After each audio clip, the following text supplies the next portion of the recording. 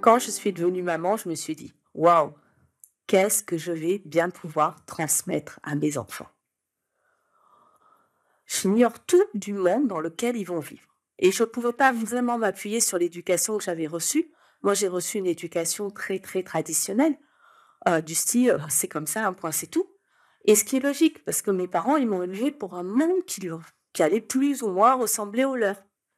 Sauf que là, par exemple, ils m'ont expliqué que je devais aller à l'école pour aller apprendre un métier que j'allais faire toute ma vie. Ouais, mais là, ça marche plus. D'ailleurs, Dell, en 2017, nous disait: «Oui, 89% des métiers de 2030 sont inconnus».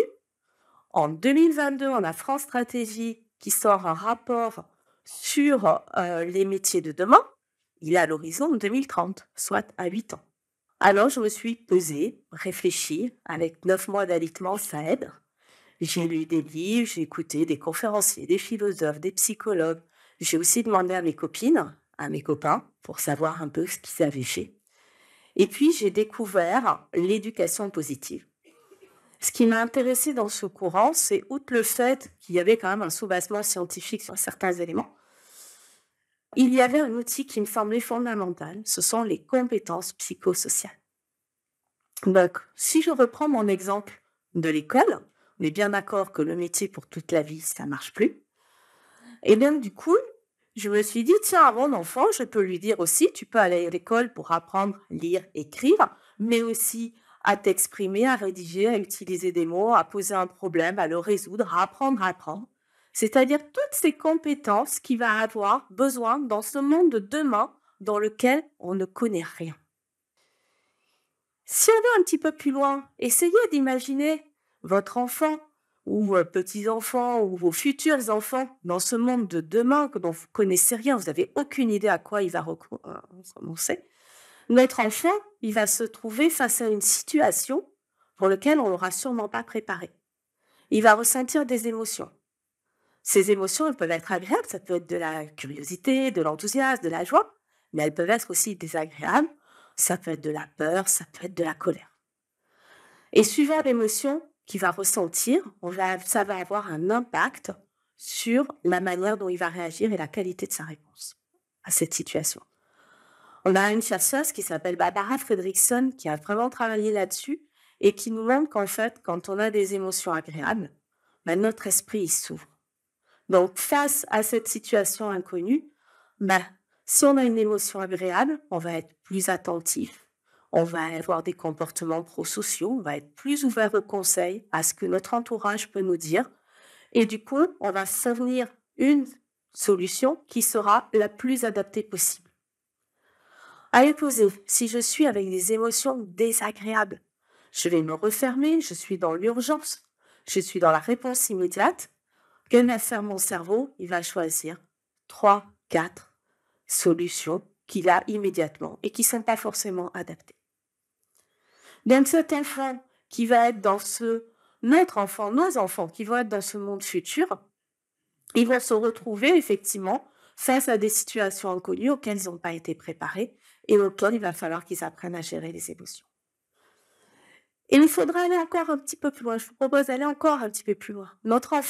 Nos enfants, ils ont réussi à gérer les émotions, ils ont trouvé des solutions, mais pour les mettre en œuvre, ils vont peut-être avoir besoin de tierces personnes parce qu'ils n'ont pas les compétences, parce qu'ils ont besoin de partenaires, j'en sais rien. Il faut qu'ils soient donc en capacité d'aller voir les autres pour leur parler de leurs projets, pour enthousiasmer, pour embarquer et pour travailler ensemble. Même si je reprends ma situation, en résumé, mon enfant, là, il a fait appel à 3 compétences. Une première qu'on appelle les compétences cognitives, c'est-à-dire ces compétences qui sont ces capacités de poser et de résoudre un problème. Il a fait appel à des compétences émotionnelles, identifier, gérer ses émotions. Et une troisième compétence, qui sont les compétences relationnelles, c'est-à-dire une capacité à communiquer et construire des relations épanouissantes avec des tiers. Ces 3-là, ce sont les compétences psychosociales. Alors, quand j'ai découvert ça, je me suis dit, waouh, s'il y a un truc que j'ai envie de leur transmettre et que je veux leur transmettre, c'est vraiment ça, ces compétences psychosociales. Alors, je me suis formée. Parce que la bonne nouvelle, c'est que ce type de compétences, on peut les apprendre à tous les âges. Ça s'apprend tout au long de notre vie. Donc, on peut commencer à l'âge adulte. Donc, j'ai fait des ateliers à la parentalité. Après, je me suis formée pour animer les ateliers à la parentalité. Et puis, j'ai vraiment senti que c'était de plus en plus nécessaire et partout. Du coup, j'ai été un petit peu plus loin. J'ai fait un DU, un master et j'en ai fait mon métier. Ce qu'il faut comprendre, c'est que ces compétences psychosociales, ce sont des outils qui vont permettre à nos enfants de prendre des bonnes décisions dans le monde de demain, mais également dans le monde d'aujourd'hui. Ces compétences psychosociales, c'est comme des outils de pilotage de notre vie, de leur vie. Il y a une personne, enfin un chercheur et très connu, qui est Martin Seligman, qui est le père de la psychologie positive, mais aussi le président de l'APA, l'American Psychology Association, qui a utilisé, enfin qui a été chercher toutes les études qui ont été faites sur l'impact des compétences psychosociales sur les enfants et qui les a vulgarisées auprès du grand public. Et elles arrivent toutes à la conclusion que les enfants qui ont des compétences psychosociales sont des jeunes adultes plus heureux. Déjà à l'adolescence, les enfants qui ont des compétences psychosociales ont moins de comportements déviants, c'est-à-dire moins de drogue, moins d'alcool, moins de grossesse précoce chez les filles, moins de dépression, moins de tentatives de suicide.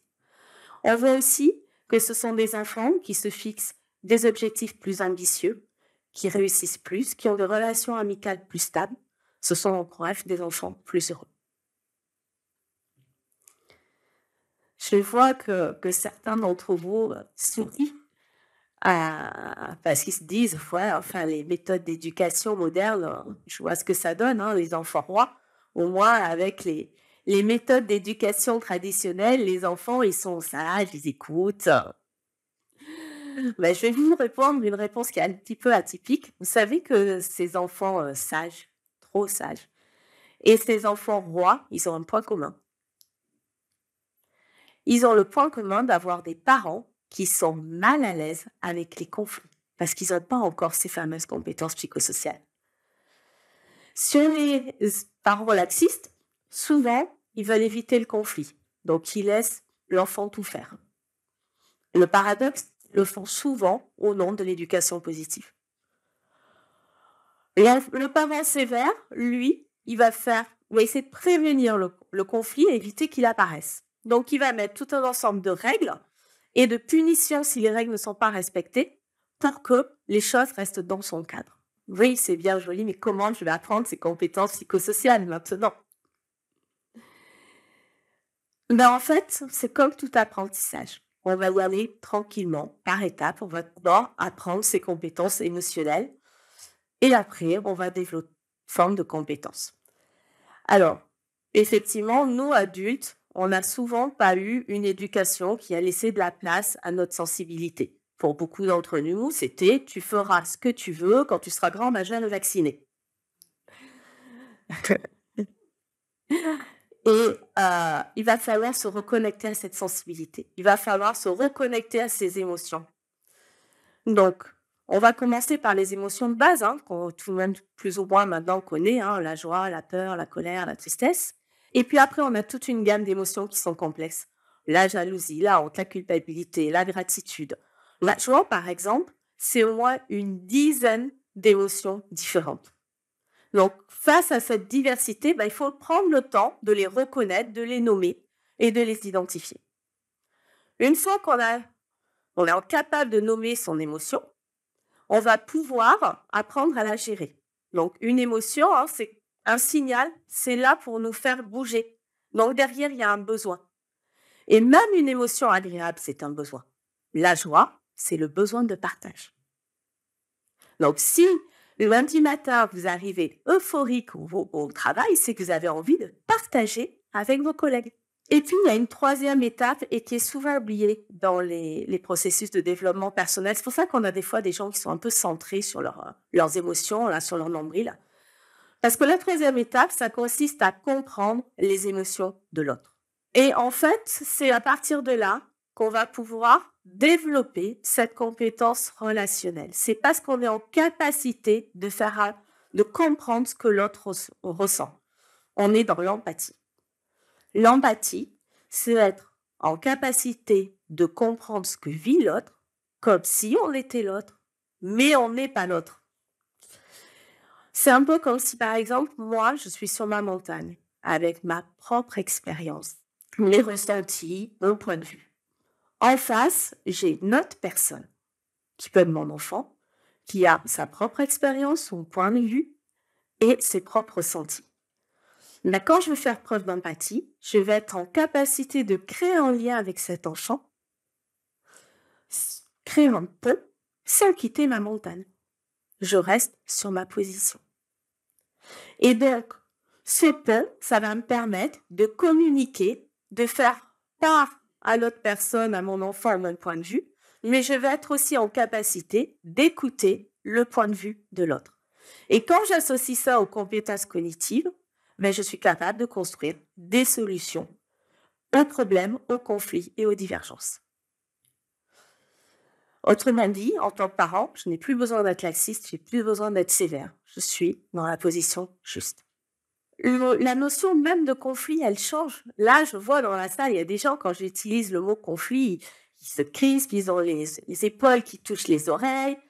C'est un duel. Avec les compétences psychosociales, non, c'est plus le cas. Ça devient un espace d'ouverture, un espace de dialogue, un espace d'échange, à partir duquel on va pouvoir construire des solutions gagnant-gagnant. Autrement dit, quand je suis avec mon enfant en train de dialoguer pour trouver une solution parce qu'il ne respecte pas les règles et que ensemble on arrive à trouver une solution qui nous convienne à tous et qui nous permet de se respecter mutuellement, quand vous utilisez vos compétences psychosociales avec vos enfants, quand vous leur expliquez qu'est-ce qui se passe en vous, quand eux, ils essayent de vous expliquer ce qui se passe en eux, quand on construit ces relations ensemble, il y a une confiance qui est en train de se mettre en place. Il y a des relations qui sont beaucoup plus fortes et elles sont importantes à l'adolescence. Parce que c'est l'âge où les enfants essayent de s'envoler, ils ne savent pas toujours comment s'y prendre aussi. Et donc, effectivement, cette confiance, ça permettra de continuer à avoir du lien malgré l'envol des enfants. Quand vous êtes en train d'expliquer à votre enfant aussi, je ressens ça, et toi, qu'est-ce que tu ressens? On transmet ses compétences psychosociales, mais on lui donne aussi l'opportunité de s'exercer, de pouvoir utiliser ces outils pour pouvoir les maîtriser. Alors, parents, apprenez les compétences psychosociales. Inscrivez-vous dans des ateliers, lisez des livres, discutez autour de vous. Ça vous servira pour vous dans votre vie professionnelle, dans votre vie familiale, mais ça sera surtout aussi pour transmettre à vos enfants pour qu'ils puissent construire un monde plus juste, un monde plus équitable et surtout le monde qu'ils auront choisi.